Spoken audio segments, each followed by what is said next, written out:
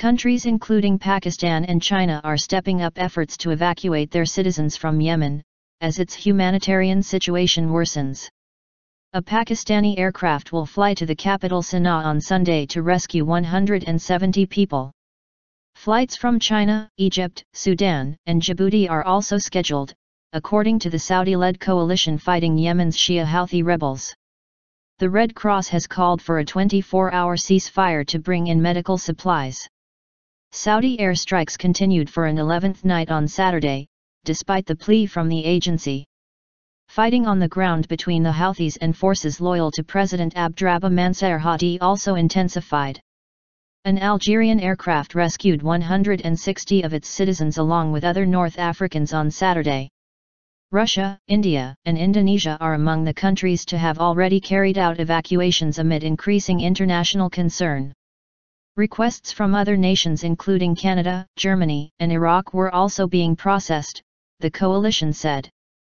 Explosions. It has continued its air campaign, despite the calls from the Red Cross and Russia for a pause to allow further evacuations and humanitarian aid deliveries. Airstrikes hit the capital Sanaa, causing explosions at bases housing army units loyal to the rebels. The Houthis took control of the capital in September and continue to make gains in southern port of Aden, a stronghold of those loyal to President Hadi. He fled to Saudi Arabia last month. On Sunday the rebels advanced further into the city, bombarding residential areas and setting fire to several buildings, AFP reports. The Red Cross described the situation there as dire, with streets strewn with dead bodies and the wounded streaming into hospitals and clinics. At least 185 people have been killed and 1,282 injured since in Aden on March 26, Health Department Director Al-Qadr Laswayer said. The toll does not include rebel casualties or victims of air raids, he added. The Red Cross said all air, land, and sea routes must be opened without delay for at least 24 hours, or more civilians would die.